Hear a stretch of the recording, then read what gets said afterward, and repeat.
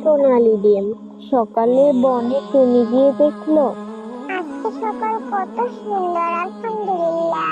Tuna উঠতে উঠতে বলল, শোনো শোনো, আমি গাছের নিচে একটা সোনালী ডিম পেয়েছি। সোনালী ডিম, এটা কার? তারপর টুনা বলল। কার জানি না, কিন্তু আমি রাখবো।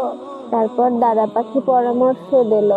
টুনি, দাদা পাখি তুমি একটা ডিম পেয়েছে, কিন্তু জানে না কার। তাহলে তো ওটা আমানত।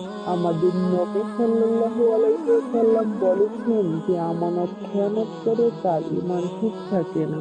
টুনি চিন্তিত হয়ে পড়ল এবং বলল।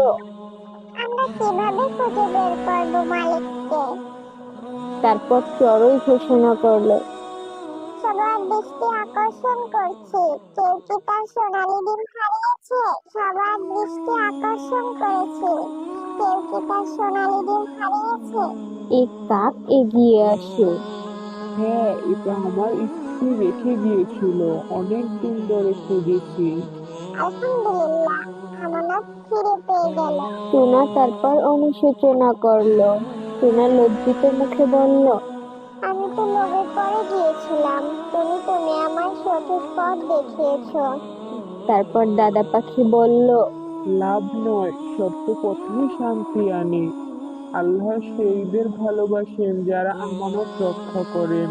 তারপর টুনি উঠতে উঠতে বলল। লোভ নয়, ঈমান চাই, আমানতে আছে শান্তি ভাই। লোভ নয়, ঈমান চাই, আমানতে আছে শান্তি ভাই।